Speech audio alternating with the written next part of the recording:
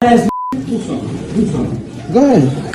Take a picture. It was at this moment Tekashi 6ix9ine knew he f***ed up. Mr. 6ix9ine got jumped in an LA Fitness and rushed to the hospital quickly after. And now like 90% of the internet is celebrating the rapper finally getting what he deserved, according to them. After talking a whole lot of shit. Don't care, stay mad.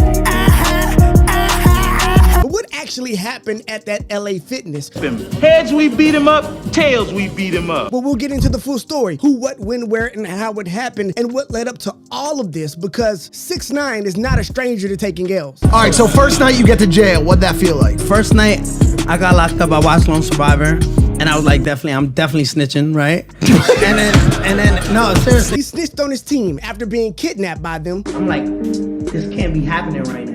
Opens the door, puts the gun in my face. Yo, give me everything, want everything. I knew who he was, so I'm like, oh, it's over. So boom, I'm pleading on my life. He's like, get in the car before I shoot you. So I'm like, damn, if I get in that car, I'm gonna die. Then he became the biggest rat in the game, and he's been spending all the time since he got out of that case by snitching on his entire gang, dodging fights when he can, and getting punched when he can't. Hell, just a couple of months ago, he was punched in the back of the head while leaving the club. Now that he doesn't have an army of gangsters protecting him, and he can't afford security to save him, things are not looking good for the rainbow-haired rapper. But we're gonna get into what happened at LA Fitness in this newest situation that actually put the rapper in the hospital. We're gonna dive into all of that. But of course, unlike those other podcasts, this is the Church of Joe Stone. With news you can use, they just tell you what happened, and we give you 3 rules to live by to make sure that it never happens to you. Rule number 1, snitches get stitches. Apparently, a group of not-so-friendly gym goers decided to ambush Tekashi 6ix9ine in the bathroom of a gym in South Florida on Tuesday. The 26-year-old rapper sustained injuries to his face and bruises, according to his attorney, Lance Lazaro. Tekashi 6ix9ine has done a whole lot of trolling and pissing people off, and now it seems like, well, without protection, those people can do whatever the hell they want to you, and there's not a lot you can do about it. Rule number 2, clout chasing works both ways. Do something. Go ahead.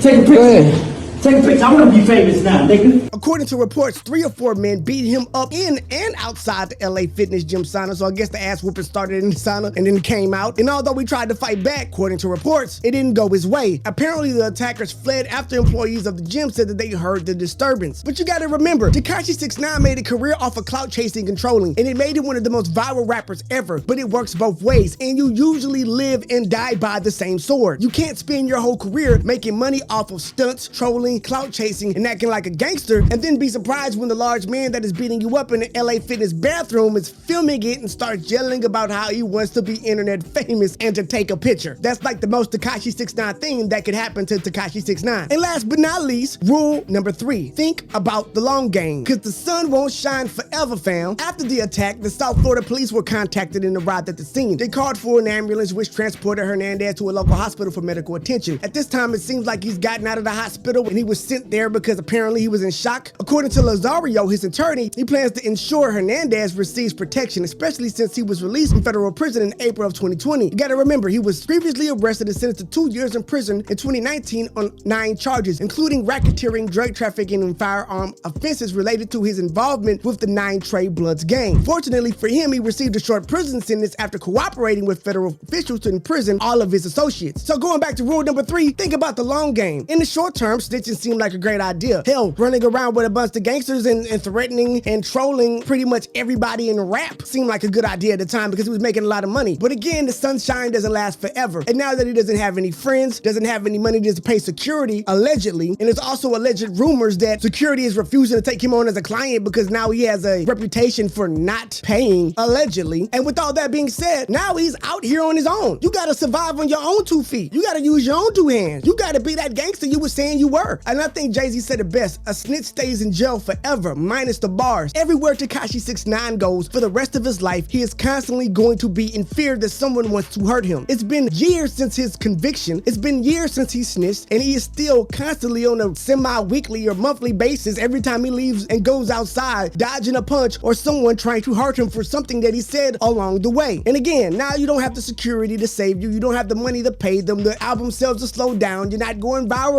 anymore for your music. It's probably too dangerous to really do shows to really get that money going because, well, people know where you are, they can pop up. And the label isn't gonna pay for the security because you're no longer of really any use to them. So with no friends and no big black guys with guns to make sure you don't get beat up, I don't know how Tekashi 6ix9ine is gonna do it. He's constantly in fear of being hurt, and it's not like it's in his head because people keep trying to hurt him. And unfortunately, even though he's not as hot as he used to be, the problems are still here and you still gotta deal with them. So don't just make decisions based on what's happening now. Understand the consequences of them and what your life will look like in the future, and if you're prepared for that. Is Tekashi 6ix9ine being out of jail better than living a life like this? Well, I feel like that's a conversation that only he can have and an answer only he can give us. But it doesn't look too good for our favorite rainbow-haired rapper.